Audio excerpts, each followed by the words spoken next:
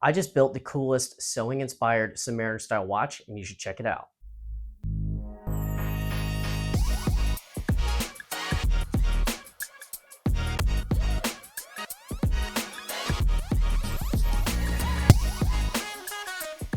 Here's all the pieces you're going to need to make this watch build. We have some finger rubbers, your hand press, your NH35 movement holder, some Rotico, tweezers, some Loctite blue, an air blower.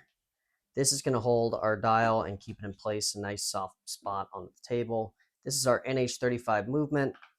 This is our case. This is a 40 millimeter sub type dial with no display glass, so it has solid case back. And then this is the bezel that we're going to put onto it. These are our hands. These are scissor hands. And then our dial, which is in here. And then here's an extra set of hands. I'm going to use the orange second hands here. And then here's our two strap options. These are both nylon, like elastic type strap options. Our lubricant, our lens brush, and our digital caliper to cut the pin. So yeah, these are all the tools. First things first, let's put on our finger rubbers and cover our main three fingers that we're going to use. And then let's go over what we're going to do first. I think we need to first take our movement out of the case. Here it is. We have our pin. Put that right here, somewhere safe. Okay, so the first thing we did is we slapped on our finger rubbers and got our NH35 movement into the holder. And then after that, we're going to pull out our dial.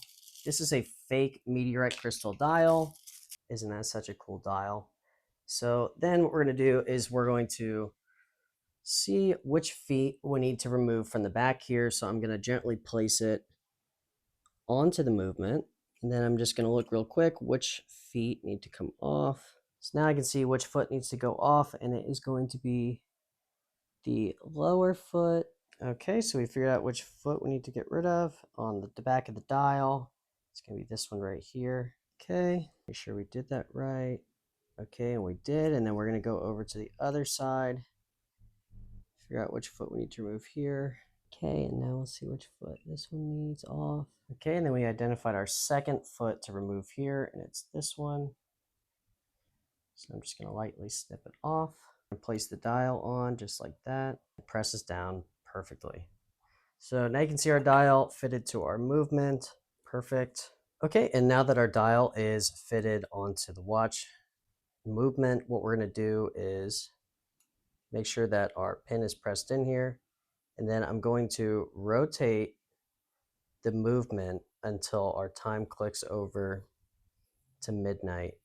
And we'll know this because the date window is going to change. We're going to stop right there. That's how we know that we're at midnight. Next, we're going to add our hands.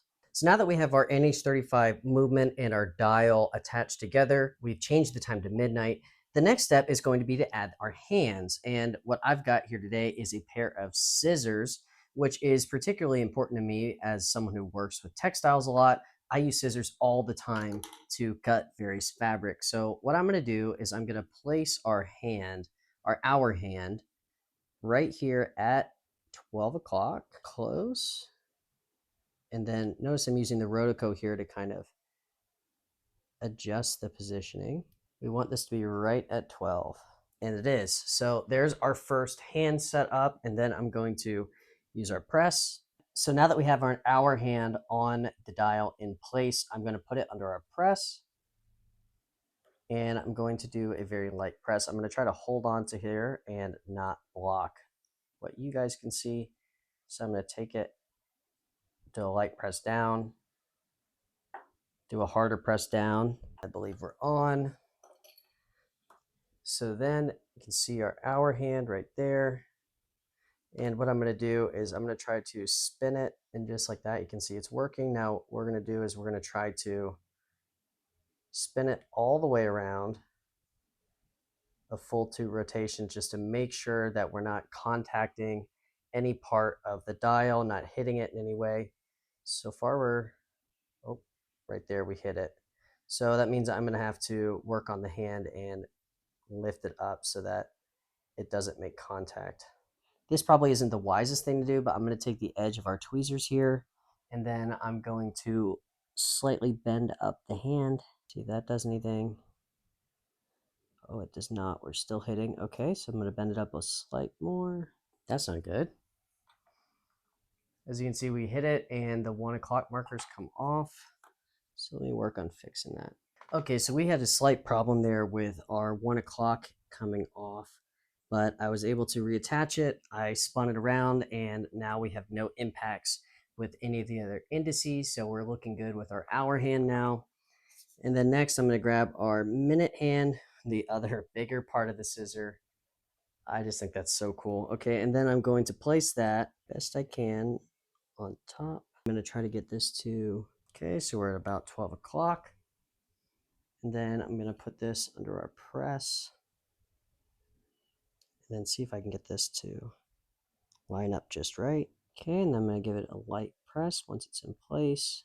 Okay, so now our minute hand is on, but I can tell that they're going to probably contact each other. Let's spin it again and see how it goes. You can see those beautiful scissors. That's so cool. Okay. Okay.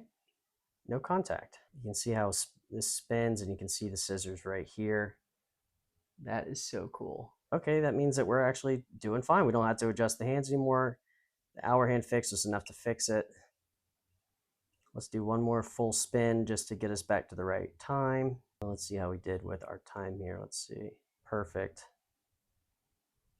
Okay, great. Now, our next step is to get our seconds hand. And our seconds hand is going to be also orange. I'm going to have to pull it from another set because this one didn't come with it. Here is our seconds hand. This is also orange. It's as close as I could find to a pin or a needle. And so then I'm going to place that right on top here. And this is always the trickiest part. I think the best thing to do is to get nice and low. You can place the seconds hand anywhere you want, time-wise, position-wise. So I'm going to try to do it off of center. I think we got it. That's so hard to do every single time. Seconds hand's on. I think I bent it in the process. That's okay.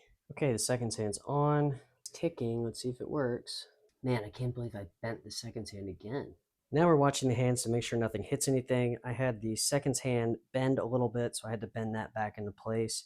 And then it wasn't clearing the big part of the scissor handle, but I think as of now that is all fixed up. So now we're going to put it into the case, and then we're going to figure out the crown and crown stem. Okay, so now with our movement completely put together, what we're going to do is take off the back of our case here. Okay, perfect. And then we're going to blow it out. We're also going to take out our crown. That's somewhere safe. Okay, so we took our crown out, and then we're going to hit the inside with a lens brush. And we flipped our movement over. Okay, so now we have our movement out, and there's a small lever that we have to press here. So you can see it when you pull the lever out, you can see it moving.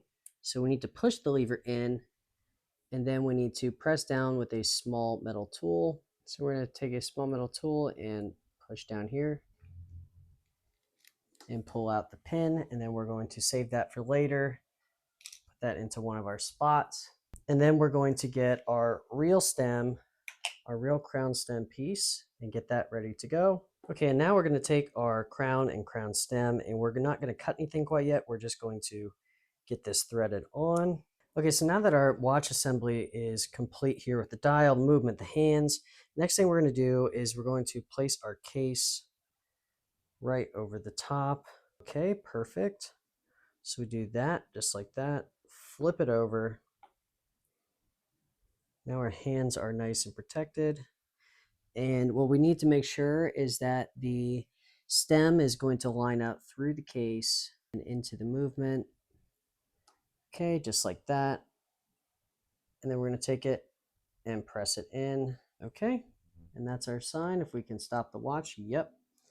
Okay, so now we have our crown and crown stem here. I've got it pulled all the way out. And what I'm going to do next is push it in. You want to make sure that you're all the way pushed in. And then we're going to measure this distance right here.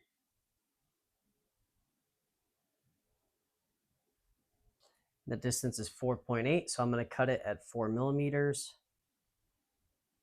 So we're going to take this, pull this out one more time, and then we're going to grab our pliers, and we're going to unthread the crown, cut it at 4 millimeters.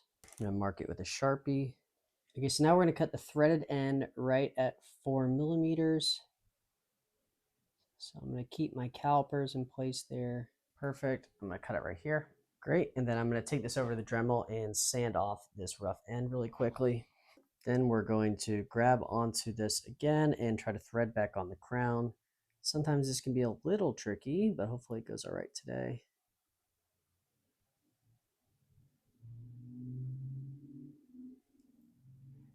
Okay, perfect. Wow, that worked first try. Didn't go that well last time. Okay, so then we're going to screw this on as tight as it'll go. Okay. Then we're going to test it out one more time in the movement. Let's see if we can screw it down. I think it's going to be just a hair too long. It is. I think it's going to be 1 millimeter too long. So take it back to the cutting table. Well, let's measure that really quick just to be sure. Yeah, okay, it's going to be about 1 millimeter. Okay, so then we're going to take it back out and make sure this is pushed in. Find our little lever right here, pull this out. It's a trial and error for sure. Sometimes you have to do your best guess. Okay, and I'm going to sand this down one more time. All right, and then we're going to grab our pliers one more time. I think the pliers make this part a lot easier. Okay.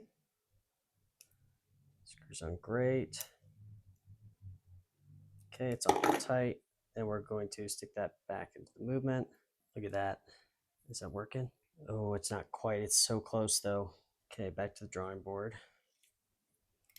We're going to have to pull that again and try it one more time. Okay, so get this pushed in. Pull out the crown stem. It's such a tiny amount.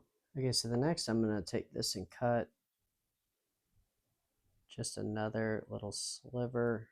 I have to do it off screen so I don't get it into the watch. And then I'm going to sand it again. Maybe third time's a charm. See if we can get this crown screw all the way in. Okay. All right, now we've got the perfect fitting crown and crown stem figured out. And the next step is going to be to lubricate the gasket. This was found right here at the perimeter around the watch, so I pulled it out. And I'm going to put it right here, stick it into our lube bucket, and start spinning it. Okay, and then I'm going to very carefully pull it out and then place it along this ring where we got it. Try to make sure this is nice and lined up. Pretty good. Okay. Then here's our case back. I'm going to stick our case back onto the back of the watch now. Close it up. Okay, so I just do it by hand. Then we've got this watch ball. Great, we're looking good. Screw all this crown all the way down. Perfect. So here's where we are with this step. And this dial and these scissors are so cool. Okay, so then after that, let's put some junk away really quick. Okay, so now that we finished the watch body and case, let's get this going. This is going to be our bezel. Let's see if I can get out of here. Now, I have never done this part before. I don't know what this ring is for. Does it go in there? Let's start off by taking this glass off. Let's see how this looks just placing this on top. So here's our bezel. Oh, that's nice. Okay. Okay, so now our watch case is completely assembled except for our little bezel here. So this is going to be our bezel, and man, oh man, this gray and orange combo is so sick. So what I'm going to do now is take off this little bit of adhesive. Easier said than done, apparently. Good. Okay, the adhesive is off.